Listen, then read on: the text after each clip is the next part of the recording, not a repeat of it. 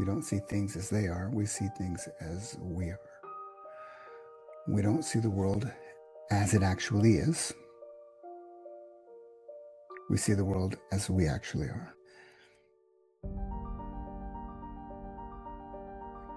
We are, wearing the metaphorical rose-colored glasses. And whatever my filter, my glasses are, when I observe the world through those glasses, of course, I see what's there, but I also see a lot of the filter that's on my glasses. In other words, projections. Now, this can happen in two ways. One is a relative way, and the other is a Dharma way. So I'll speak for a moment about the relative way, but then we're going to speak about the Dharma way. So the first way we see the world is through projections. A rose is a rose by any other name. So there is a thing, I don't have one around here, but there is a rose. Here, I'll use this. I have my little Buddha statue here. But now, if you're Buddhist, it might have a certain, if you're, I should say, born in a Buddhist culture, it will have a certain impact with you. If I bring up a plastic Jesus, if you're born in a Christian culture, that'll have a certain meaning for you. If I bring up a plastic, I don't know, Moses or whatever, it'll have a certain meaning for you. The actual thing here is it's real. It's not all projection, but we project onto the things that we see. And that projection comes from where? It comes from our education, from our history, from our culture, from our life's experiences, and most importantly for us in this meditation, it also comes from our past traumas. So, a Buddha statue, that's great, but imagine if somebody like teased me with this thing when I was a kid. Every time I would see it, it's like, oh my God, all that history, all that traumatic history would come up and I would project it onto this. That is projection. That is projection. Part of the way we see the world is through projections that come from conditioned education, conditioned culture, conditioning from our family, conditioning from our life experiences, and especially conditioning from our traumas.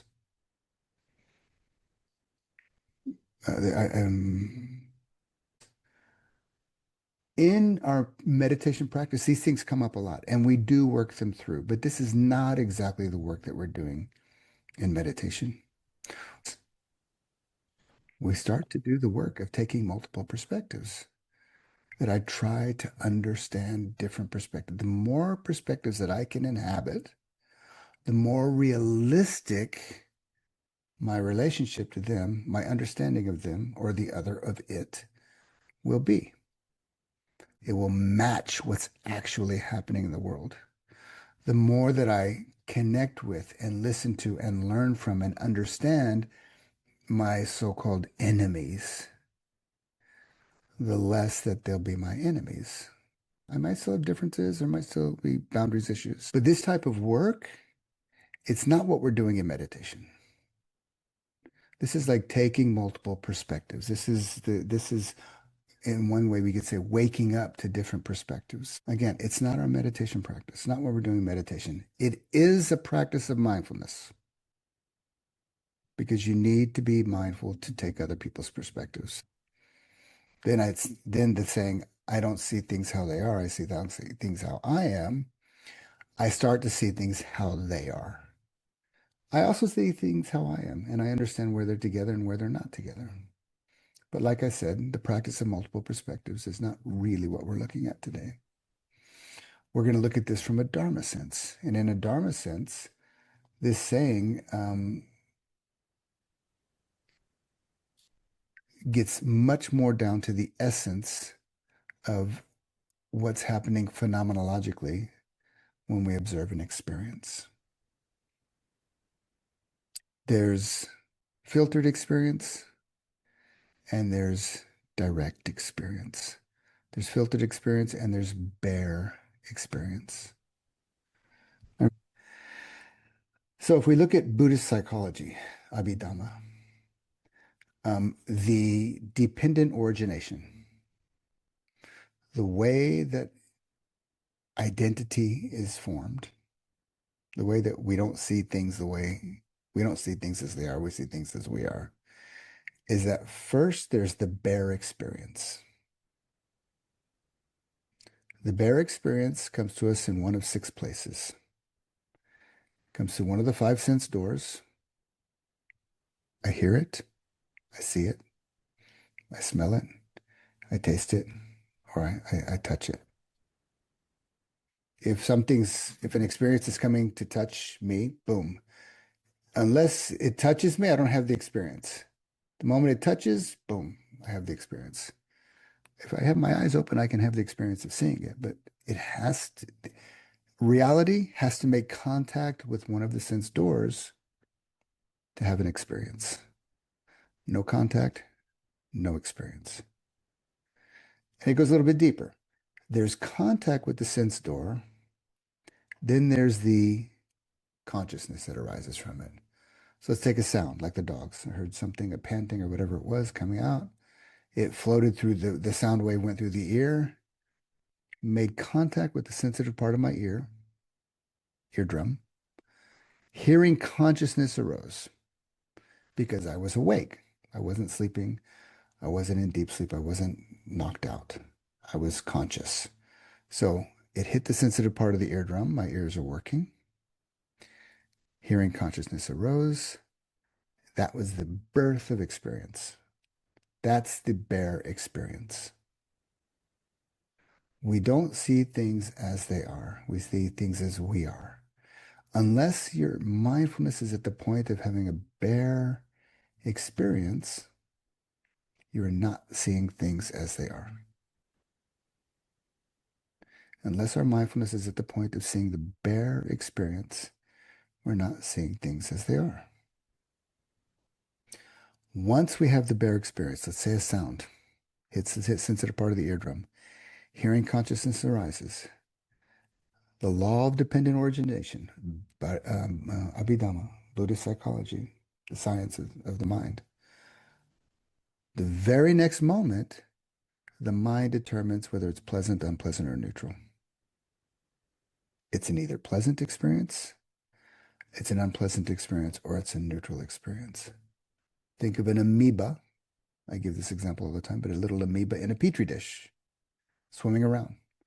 You put a little bit of nutrient in it, the moment it senses the nutrient, it goes right to it. It approaches it.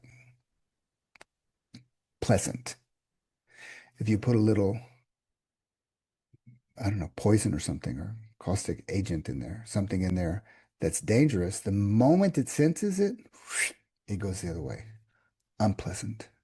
There's a cause and effect there. It senses the object or the experience, and if it's pleasant, it moves to it. If it's unpleasant, it moves away from it. If it's neutral, it tends to not register it. That's why a little bit, that's the greed, hatred, and delusion. Pleasant, we have greed. Unpleasant, we have hatred or dislike. Neutral, we have delusion. We don't register it. That's the next link in the chain of dependent origination. There's the coming into contact with reality. There's the there's the rising consciousness of it. There's the immediate, the very next mind moment, pleasant, unpleasant, or neutral. Then there's the desire, the aversion, or the ignorance. We move towards it, we move away from it. In the very next moment, we have the birth of identity. The moment there's the desire, the identity is arising. It's me. The moment there's an aversion, the identity arises. It's me. The moment there's the ignorance, the identity arises. It's me. Then begins the chain of associative thoughts. Yeah, that has to do with all of our history. I begin to think about it. I spent some time thinking about it. The identity was in there, and I wasn't seeing the world as it was. I was seeing the world as I was. And my mindfulness only entered the picture a little bit further down the line when I realized, oh, this is a distraction. Oh, I'm getting obsessed about thinking about this or whatever. Mindfulness was way down here The original experience was way over here, was much, much, much, much earlier. And all of those links of that chain of dependent origination, that chain of experience, all of those links happened in an incredibly short period of time. You might just be in perfect bare experience. But there's a good chance if you're normal, there's a good chance that your mind is involved somewhere. Now that I've asked you to look at that, now you're taking it as a perspective. You're differentiating your awareness, you're observing it. The part of you that's observing it begins to see the world as it really is. When we differentiate from and observe our experience, we begin to see the world as it really is. When we differentiate from and observe reality, we begin to have a direct contact with the bare experience, and the mind is free in that moment. Think about flowing down a river and maybe you have no lifeboat or anything, and it's kind of out of control. I guess it's a nice slow river. It could be really pleasant, but let's say it's a little bit, you want to grab something to get some security. So you grab a tree on the side, or you grab a branch, or you grab something on the side, and you stop going the flow. And so, oh God, I've got some control. And yet the water still is flowing against you. It's pushing you. So you're going to feel the pressure of that flow. That pressure is dukkha. That pressure is going to be from one degree to another. It's going to be unpleasant. When we let go, that pressure miraculously disappears because now I'm back in the flow with reality. When we grasp and cling onto identity, we're not seeing the world as it is. We're seeing the world as we are. When we do that mindfully, that's a good thing. When we do that mindfully, then we begin to understand what's happening in the process.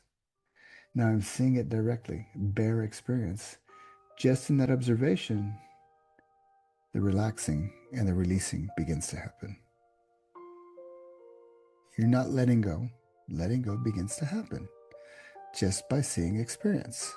Then when you let go of one layer, now I can breathe a little bit more. I feel my chest a little bit more. It's not something for us to judge. It's just to recognize. And in that recognition, we are letting go of layer by layer by layer. We're getting back further and further along the chain of dependent origination to the bare experience, to the bare experience.